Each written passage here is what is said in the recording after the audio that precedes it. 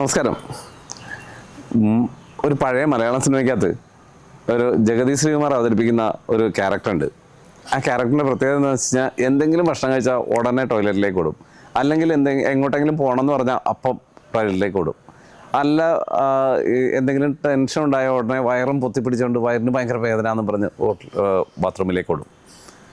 ഇങ്ങനെ നമ്മുടെ ഇടയിൽ ഒത്തിരി പേരുണ്ട്. ഏതാണ്ട് 15% ആൾക്കാർ അനുഭവിക്കുന്ന ഒരു രോഗങ്ങളിലൊന്നാണ് IBS അഥവാ ഇറിറ്റബിൾ ബowel സിൻഡ്രോം എന്ന് പറയുന്നത്.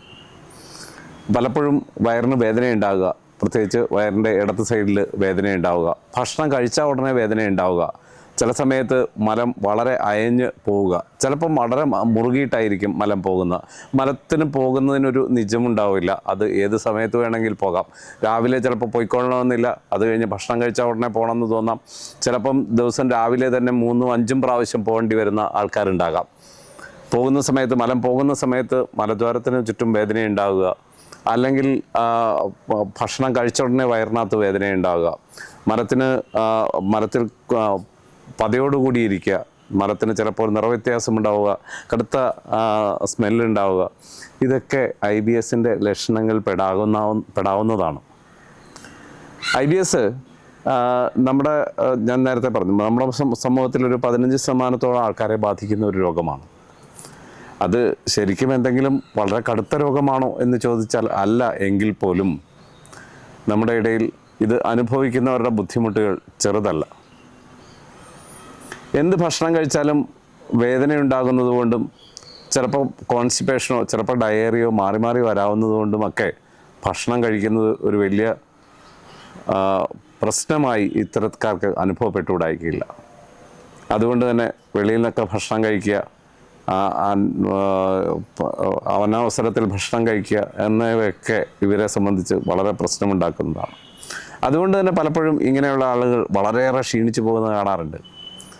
ശരീരം മെലിയുക, ഒപ്പം തന്നെ രക്തക്കുറവുണ്ടാവുക, അതിൻ്റെ ക്ഷീണമുണ്ടാവുക, അതുമാത്രമല്ല എപ്പോഴും ഒരു സ്ട്രെസ്സ്, ആങ്സൈറ്റി, ഞാൻ ഇങ്ങനെ വെളിയിലോട്ട് പോയി കഴിഞ്ഞ് കഴിഞ്ഞാൽ ബുദ്ധിമുട്ടുണ്ടാവുമോ, എവിടെയെങ്കിലും വെച്ചിട്ട് പെട്ടെന്ന് പോകണം എന്ന് തോന്നിക്കഴിഞ്ഞാൽ എന്ത് ചെയ്യും, അതുകൊണ്ട് തന്നെ നമ്മുടെ ഉറക്കവും ഒക്കെ പോകുന്ന കണ്ടീഷനുകൾ. ഇത്തരം മാനസികാവസ്ഥയിലൂടെ കടന്നു പോകുന്ന ആൾക്കാരുടെ ബുദ്ധിമുട്ട്, അതാണ് ഇറിറ്റബിൾ ബowel സിൻഡ്രോത്തെ ഏറ്റവും പ്രധാനപ്പെട്ട രോഗങ്ങളിൽ ഒന്നാക്കി മാറ്റുന്നത്. ഇറിറ്റബിൾ ബowel സിൻഡ്രോം മാറ്റാവുന്നതാണോ? അത് മറ്റെന്തെങ്കിലും രോഗത്തിൻ്റെ ലക്ഷണമായിരിക്കുമോ, അല്ലെങ്കിൽ ഇനി ഇതുകൊണ്ട് മറ്റെന്തെങ്കിലും രോഗമുണ്ടാകുമോ എന്നൊക്കെ സംശയം ഉണ്ടായിക്കൂടായികയില്ല. ഇറിറ്റബിൾ ബowel സിൻഡ്രോം ഒരു ഫങ്ഷണൽ രോഗമാണെങ്കിൽ പോലും അത് അത്രയൊന്നും വലിയ കോംപ്ലിക്കേഷൻസ് ഉണ്ടാക്കുന്നതല്ല.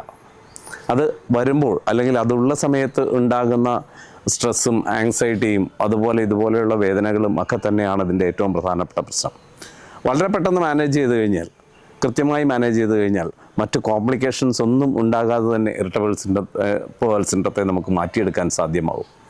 കൃത്യമായ സമയത്ത് ഭക്ഷണം കഴിക്കുക, ഭക്ഷണം തന്നെ ഒത്തിരി എരിവും പുളിയും വറുത്തതും പൊരിച്ചതുമായിട്ടുള്ള ഭക്ഷണങ്ങൾ പരമാവധി ഒഴിവാക്കുക, ദഹിക്കാൻ ബുദ്ധിമുട്ടുള്ള ഭക്ഷണത്തെ ഒഴിവാക്കി കൃത്യമായി ദഹന പ്രക്രിയയെ പുരോഗമിപ്പിക്കുന്ന, അല്ലെങ്കിൽ ദഹന പ്രക്രിയയ്ക്ക് മാറ്റം കൊടുക്കുന്ന തരത്തിലുള്ള ഭക്ഷണങ്ങൾ കഴിക്കുക, കൃത്യസമയത്ത് ഭക്ഷണം കഴിക്കുക, ഹിതമായിട്ടുള്ള ആഹാരം മിതമായി ആയുർവേദം കഴിക്കാൻ പറയുന്നത് പോലെ കഴിക്കുക.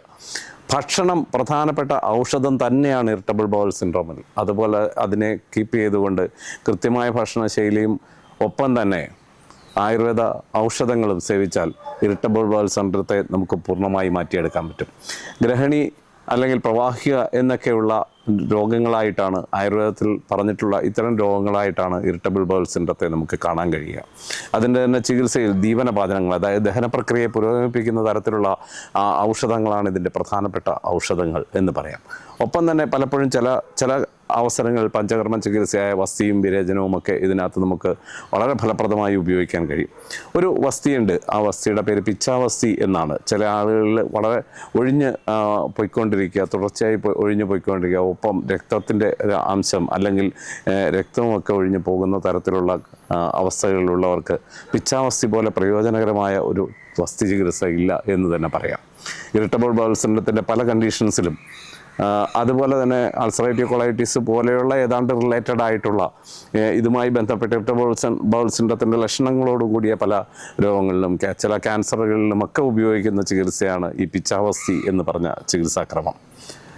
പിച്ചാവസ്തിയുടെ പ്രയോഗം അതുപോലെ വിവിധങ്ങളായ ഔഷധങ്ങളുടെ ഡാഡിമാധികൃതം, ഡാഡിമാഷ്ടക ചൂർണം തുടങ്ങിയ, അതുപോലെ കുടജാരിഷ്ടം, മുസ്താരിഷ്ടം, കൈഴവ്യാധി കഷായം തുടങ്ങിയ ഈ ഔഷധങ്ങളുടെ കൃത്യമായ ഉപയോഗത്തിലൂടെ, ഒപ്പം തന്നെ യോഗയിലൂടെയും മെഡിറ്റേഷനിലൂടെയും പേഷ്യൻസിനെ അതല്ലെങ്കിൽ ഇത് അനുഭവിക്കുന്നവരെ കൃത്യമായ മാനസിക അവസ്ഥയിലേക്ക് കൊണ്ടുവന്നു കഴിഞ്ഞാൽ ഇറിറ്റബിൾ സിൻഡ്രത്തെ നമുക്ക് ഒരു നല്ല ശതമാനം ഒഴിവാക്കാൻ സാധ്യമാകും.